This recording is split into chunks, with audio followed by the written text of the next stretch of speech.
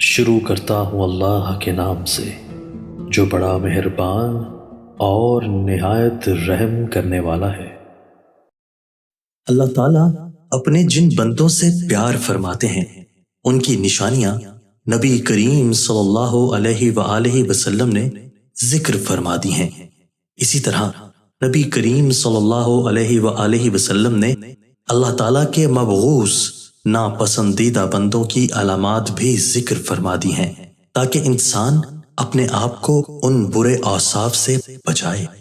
حضرت ابو ذر غفاری رضی اللہ تعالیٰ عنہ سے روایت ہے کہ نبی کریم صلی اللہ علیہ وآلہ وسلم نے فرمایا، 3 طرح کے لوگوں سے اللہ تعالیٰ محبت جبکہ باقی 3 طرح کے لوگوں سے اللہ تعالیٰ نفرت فرماتے ہیں۔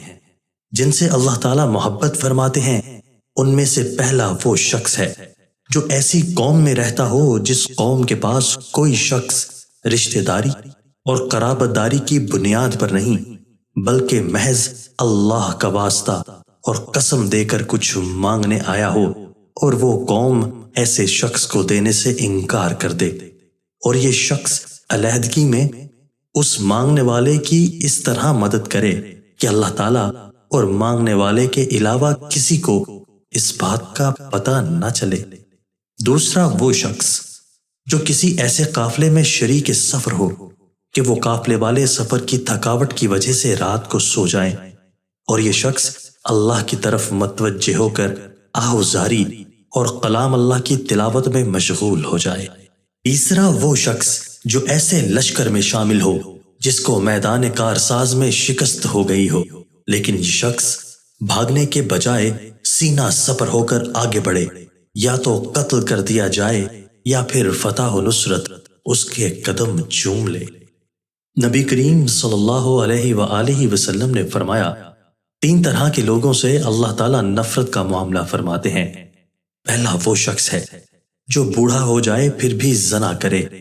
دوسرا وہ شخص جو فقیر اور تنگ دست ہو پھر بھی تکبر کرے، اور تیسرا وہ شخص جو مالدار ہو لیکن دوسروں پر ظلم کرے۔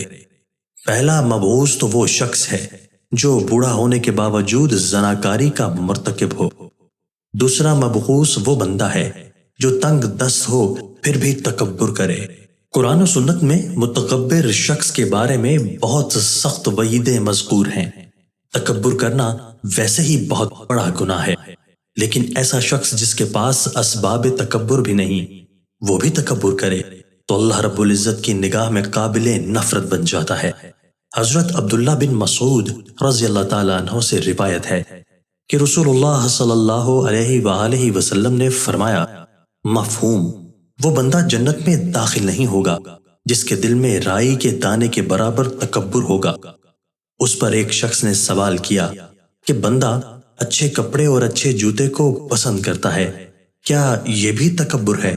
آپ صلی اللہ علیہ وآلہ وسلم نے جواب دیا کہ نہیں، اللہ جمیل ہیں اور حسن و جمال کو پسند فرماتے ہیں۔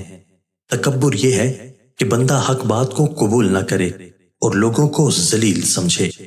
صحیح مسلم۔ رسول اللہ صلی اللہ علیہ وآلہ وسلم نے تکبر کا علاج یہ بتلایا ہے کہ بندہ سلام کرنے میں پہل کرے۔ تیسرا مبغوث بندہ وہ ہے جسے اللہ نے مال دیا ہو اور وہ ظلم کرے۔ جو بندہ مالدار ہونے کے باوجود ظلم کرتا ہے وہ اللہ کے ہاں قابل نفرت ہے، کیونکہ مال کا مل جانا محض اللہ کی عطا سے ہے۔ اس کی وجہ سے اور اس کے ہوتے ہوئے کسی پر ظلم کرنا پرلے درجے کی حماقت ہے۔ محدثین کرام رحمت اللہ علیہ نے الغنی الظلوم کی تشریح میں یہ بھی فرمایا ہے کہ اس سے مراد وہ شخص ہے جو دولت مند ہونے کے باوجود بھی قرض خواہوں کو قرض کی ادائیگی نہ کرے، یہ بھی ظلم ہے۔ اللہ کریم ہمیں اپنے محبوب بندوں میں شامل فرمائے اور مبغوض ہونے سے بچائے، آمین۔ دوستو، اللہ تعالیٰ ہمیں ان احادیث مبارکہ پر عمل کرنے اور اپنی زندگیوں کو سنوارنے کی توفیق عطا فرمائے۔